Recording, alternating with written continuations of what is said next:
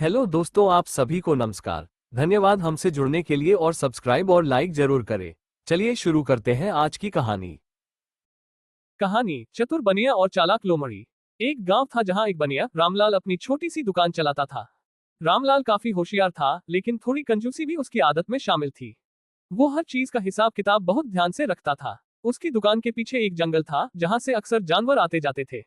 एक दिन रामलाल की दुकान के पास एक चालाक लोमड़ी आई। लोमड़ी ने देखा कि रामलाल की दुकान में मिठाइयां रखी हुई हैं और उसे मिठाई का स्वाद चखने का बहुत मन था। लेकिन रामलाल का लालची स्वभाव देखकर उसे पता था कि वो बिना कुछ दिए मिठाई नहीं पा सकती। इसलिए उसने एक योजना बनाई। लोमड़ी रामलाल के पास आई और बोली, रामलाल भाई, मैं तुमसे एक शर्त लगाना चाहती हूँ। अगर मैं तुम्हें हंसा दूं तो तुम मुझे मिठाई दोगे, और अगर नहीं हंसा पाई तो मैं तुम्हारे लिए कोई काम करूंगी। रामलाल ने सोचा, अरे मुझे हंसाना इतना आसान थोड़े ही है। मुझे तो सिर्फ अपने पैसे से मतलब होता है।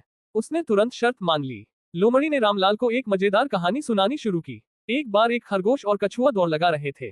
दौड़ के बीच में खरगोश ने एक पान की दुकान देखी और बोला, अरे दौड़ तो होती रहेगी, पहले थोड़ा पान खा लेते हैं। कछुआ धीरे धीरे अपनी चाल से आगे बढ़ता रहा और खरगोश पान चबाने में लगा रहा। जब खरगोश को लगा कि अब बहुत देर हो गई तो वो दौड़ा, लेकिन कछुआ पहले ही जीत चुका था। रामलाल ने ये कहानी सुनी और जरा भी नहीं हंसा।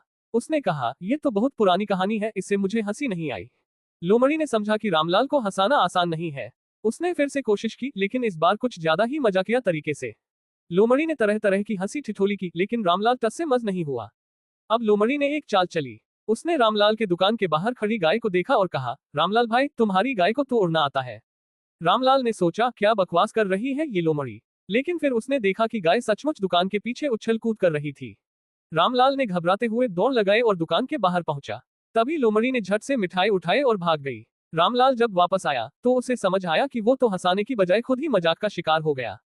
लोमड़ी चालाकी से मिठाई लेकर भाग चुकी थी। रामलाल को गुस्सा तो बहुत आया, लेकिन वो खुद पर हंस भी पड़ा। इस पूरे घटना के बाद रामलाल ने एक बात सीखी कि कभी कभी ज्यादा लालच या शर्तों में फंसना ठीक नहीं होता। हर चीज का सही हिसाब होना चाहिए, लेकिन जरूरत से ज्यादा सख्ती नुकसानदायक हो सकती है। और चालाकी का जवाब समझदारी से देना आना चाहिए।